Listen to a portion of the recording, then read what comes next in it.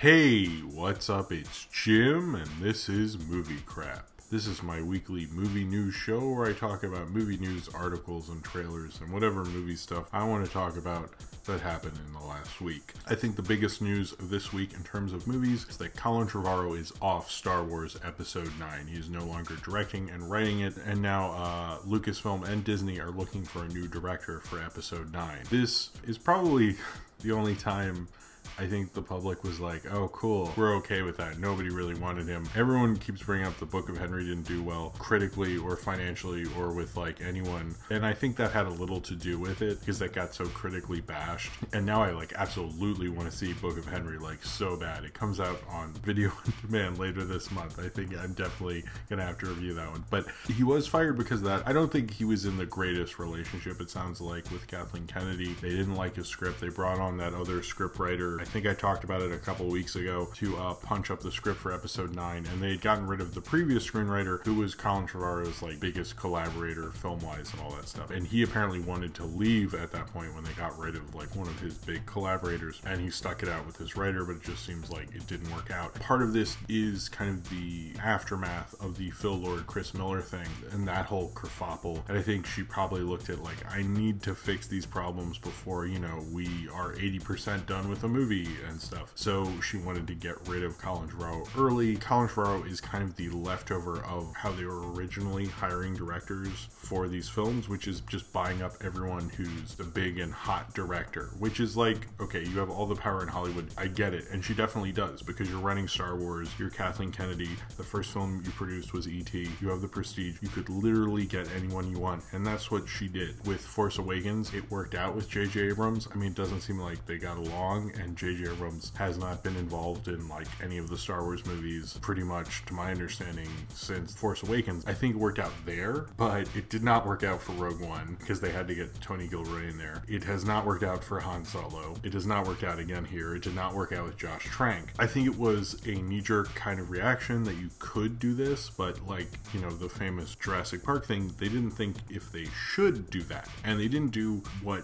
Marvel is so good at, is picking kind of offbeat or interesting directors who are good for the movie that they are making, not picking the hot, cool director, picking the kind of director who is right for that certain project. And when you do that, you end up with a better movie. You need the right director for that movie. And Colin Trevorrow, I don't know, was really that. I think he kind of acts like he's a better director than he is. I mean, I didn't see Safety Not Guaranteed. I've only seen Jurassic World. I'm definitely seeing Book of Henry. I'm so excited. It sounds so bad. Like that movie sucked so bad that they were like, look, you are on notice. But I just never thought he was that great of a director. He's kind of just like a guy who made big blockbustery movie thing. He made a huge film.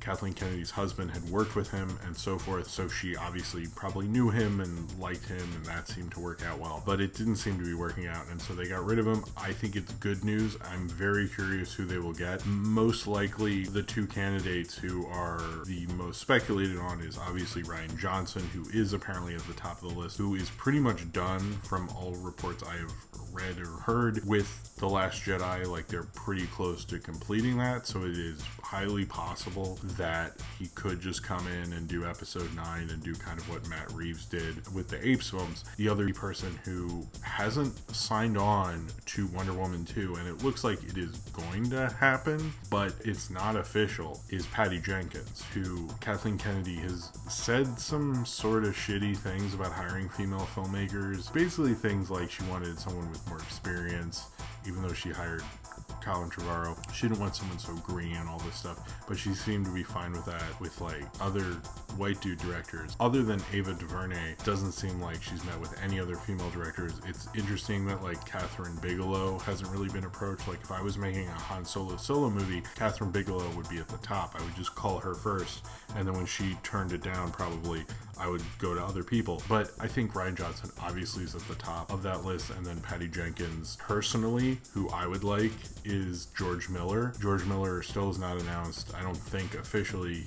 I've heard him say he's doing like a smaller movie. I don't know what the fuck that is, or if that's still happening or whatever. I think George Miller would be great. I think they will obviously call Spielberg. Spielberg has turned down every Star Wars trilogy. He turned down Return of the Jedi. He turned down doing The Phantom Menace or any of the prequels. He turned down Force Awakens. He was the first call they made, and he was the first one to say no. I think Alfonso Cuarón would be great. I would be down with Herzog. I don't think that's happening. The other person who I think would be good, and I've heard him suggested a lot, is Brad Bird, who obviously has Incredibles 2 coming out next summer, but he was originally supposed to do the first Star Wars film of like what became The Force Awakens. While he was working on how to handle Tomorrowland and then do Star Wars, he suggested having Colin Trevorrow take on pre-production, and that's actually how he got the Jurassic World job and got introduced to Kathleen Kennedy and Frank Marshall because of all that stuff. So it would actually be incredibly interesting if him getting fired ended up hiring Brad Bird,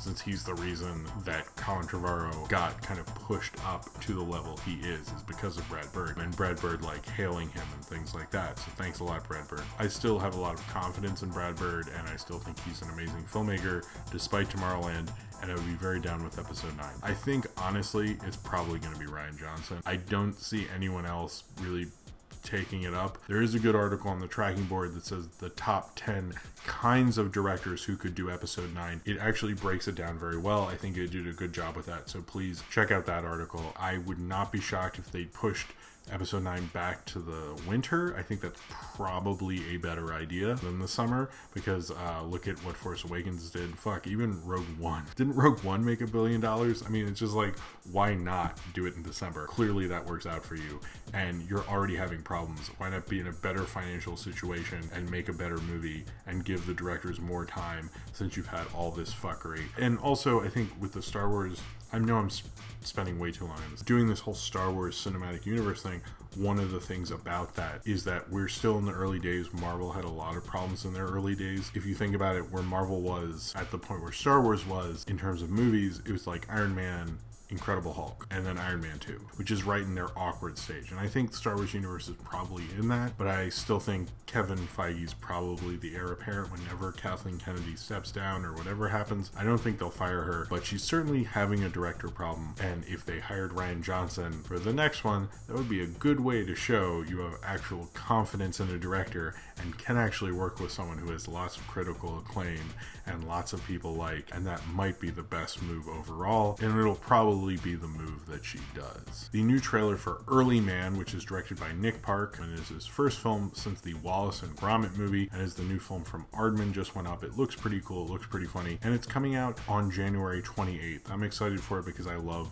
Aardman films and I love Nick Park, and I'm glad he's back to directing features. So another kind of cool director actually getting hired for something new is Drew Goddard. He's going to write and direct the X-Force movie. He is currently about to do another film for Fox, which is about to shoot, and then he is going to do this movie, which will focus on Deadpool and Cable. I'm assuming this will happen after Deadpool 2 and before Deadpool 3, if that's probably going to happen. I don't know. I think it's a cool choice. For a long time, Drew Goddard has wanted to do superhero stuff. He was supposed to do the Sinister Six movie. That did not work out when they rebooted Spider-Man with Spider-Man Homecoming. He was supposed to do the Daredevil TV show. That didn't work out either. He's a great screenwriter. He wrote and directed Cabin in the Woods with Joss Whedon writing, at least. He also wrote the script for The Martian, so I think he's a step in the right direction. He's a cool writer, he's a good director, and I'm excited for it. I know obviously X-Force is not as Deadpool centric normally, but I think it's probably a good compromise. Deadpool, Domino, and Cable will all be in that. Who else will be in that? We don't really know at this time. We probably won't know for a while, since Drew Goddard is working on another movie, and then we'll work on this, so there probably won't be any more updates,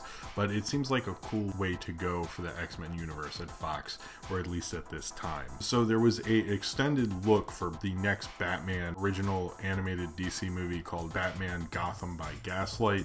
It's about 8 minutes. It's actually pretty long for like a trailer. This story was written by Mike Mignola that they're making an animated film about, and it was kind of the first Elseworld story, so it's cool they're making it. It's like Batman trying to take down Jack the Ripper in Victorian England. I think that sounds like a cool movie for me. It'll come out early 2018. That is the only date I have at this point. In other Batman news this past week on September 5th was the 25th anniversary of Batman the Animated Series, and the Hollywood Reporter wrote a nice little article which is sort of an oral history and just random factoids about it, about Batman the Animated Series on its 25th anniversary. So if you're into that show, check that out. So there was an article about the show Mission Hill. It was on the site Polygon. I'm not really familiar with it, but it gives you some backstory about and what exactly happened behind the scenes and how it got picked up and everything like that. And so if you're a fan of Mission Hill, I seriously suggest you check that out. In kind of a surprising development, Disney has decided that they are actually not going to let Netflix keep the Marvel and Star Wars stuff, and it is going to be on their streaming service, which we still don't know what it's going to be called. Bob Iger also talked about how it's going to have a ton of Disney films, like I think like hundreds of Disney films. They are going to have exclusive stuff on there when it launches. But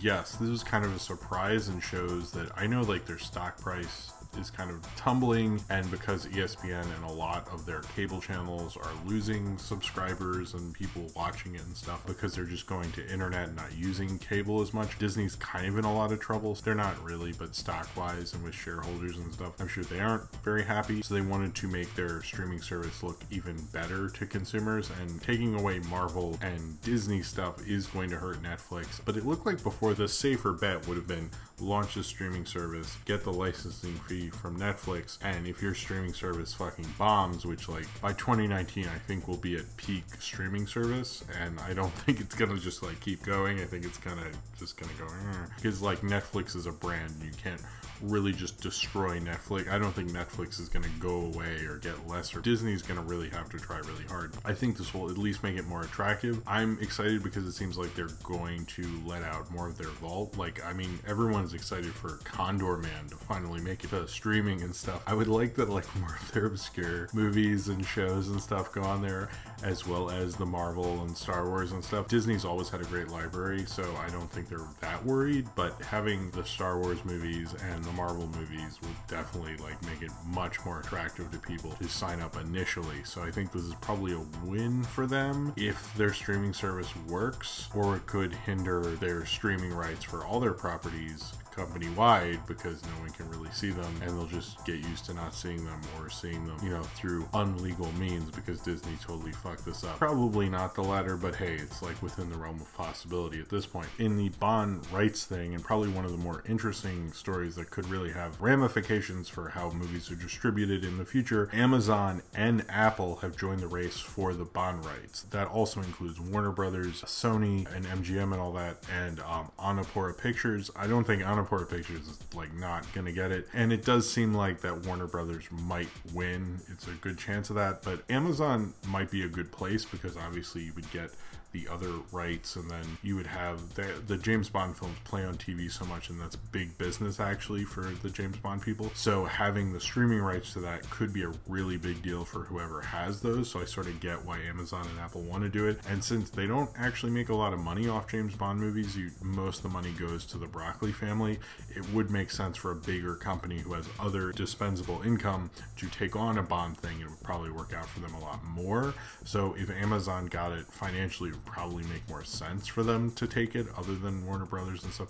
All those, the movie studios, it's more of a bragging rights market share thing really, but with Amazon and Apple it could really legitimize them and also be something that financially would probably work out for them a lot more. I think Amazon's probably, if you're going that route, the best road to go down, because then financially you could make however big of a Bond movie you wanted and take a loss, and that would be cool because you'd be getting out there that you're doing movies and so forth, and actually also having a huge hit from a streaming giant. I'm surprised Netflix isn't involved in this. It still has a chance to go to a movie studio, but knowing the financials of this and knowing how, like, I think after Skyfall the studio only made like 20 million despite it making over $1 billion, shows you that like it's probably a better idea if Amazon has it, but I think it'll probably go more of the traditional media route, but it'd be interesting if it did not. So Suicide Squad might get a director, Gavin O'Connor, who is close in negotiations to sign on to do Suicide Squad 2. He recently recently directed The Accountant, and I guess he does more of the grittier action thing. Warner Brothers seems to have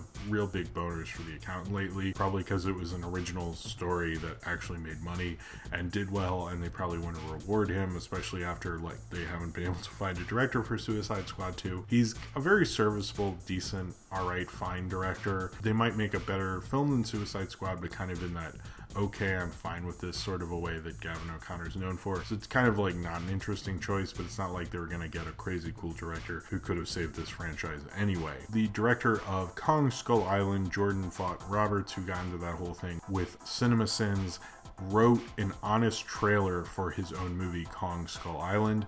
This deal was actually made before that happened. They actually show the clip and say it's from July. It was before this happened that he said he would do this. So anyway, it worked out for them, which they admit in the honest trailers. It's sort of interesting. I don't think it's that funny. It's just more like, holy shit, he actually did this. Sort of a big fuck you to CinemaSins, but I don't really like CinemaSins, but I do like honest trailers, so I think this sort of worked out. Apparently, and this is really a rumor, there's going to be a Night Watch movie, which will be in the Sony Spider-Man universe that's sort of with Marvel, but not really, or whatever. They're trying to work on, and apparently they really want Spike Lee to direct it. Now, this was a rumor. It was on the podcast, and also on YouTube, Meet the Movie Press, which is a really great podcast, which I'm a huge fan of. Jeff Snyder just talked about how this is just a rumor, but it's interesting, Spike Lee, because Spike Lee doesn't really currently get suggested for big Hollywood superhero projects right now. So it's really interesting that they'd actually want Spike Lee, but I think that's an interesting place to take it. There was a huge lawsuits about this character and Spawn, and it's interesting they want to do this with the Spawn movie coming out, or at least supposed to come out from Blumhouse, and kind of competing with that and finding a way to do it, especially with Spike Lee, I think actually makes it. I would love to see a Spike Lee superhero movie, no matter what it is. I don't really give a shit about this Night Watch character. I don't think I even cared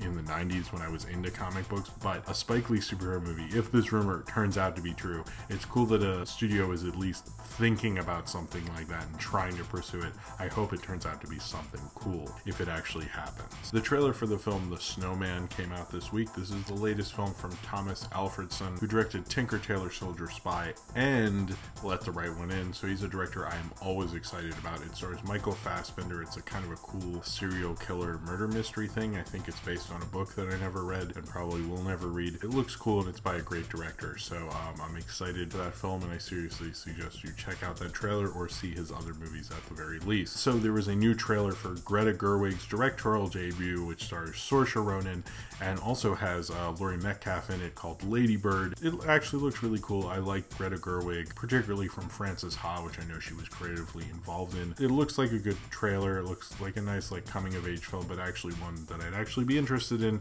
and since she has a track record of doing that with Frances Ha, I'd like to see her do that with a high school film as well. Trailer for the new film You Were Never Really Here, which is the Lynn Ramsey directed film starring Joaquin Phoenix, looks really interesting and really cool. I like Lynn Ramsey a lot. I'm kind of glad she's working with such a cool actor like Joaquin Phoenix, so I'm excited for that, and I think you should be excited for that too. Mudbound, which is a big Oscar movie, is going to be on Netflix on November 17th. It is going to play a limited theatrical run, but also be on Netflix on that date. So if you're worried about keeping up with Oscar releases, you don't need to be worried because it's going to be on Netflix. It looks like a cool trailer. It stars Armie Hammer and Jason Mitchell from Straight Outta Compton, who played Eazy-E, and it looks actually pretty cool. I'm excited for that. There's a cool video that the AV Club made called Production Designers Explain Production Design. If you've ever wondered what production designers do or want some more info on that, there's a cool little quick video which will give you some info on that one. The Canadian animated indie film Window Horses is trying to run an Oscar campaign for Best Animated Feature, even though we all know it won't have a chance in hell because of the way the animated feature thing is run, but the trailer for it is up as well, and it looks really beautiful. It has interesting character designs and different kinds of animation. If you're a fan of animation, I check out this trailer at least, and I'm excited for it. As soon as I can see Window Horses, I definitely will. Alright, so that was Movie Crap this week. Since the last Movie Crap, I put out a lot of videos. I had an old review omnibus. It was all about reviews I made around the film Drive by Nicholas Winding Refn, which also kind of shares similarities to Baby Driver. So if you're interested in hearing reviews about The Driver, which inspired that, they're all in that old review omnibus volume 7. I did reviews of the following things. I did Song to Song, a Mystery Science Theater 3000 review, the film Good Time, the cult movie Wave Twisters, and Transformers The Last Night, because I know you guys were all waiting for that one. If you want to to comment below about any of the movie stories below, or tell me who you think should direct episode 9, or tell me this is too quiet or something like that, then comment below in the comments. Thank you all very much for watching, and subscribe if you would like to.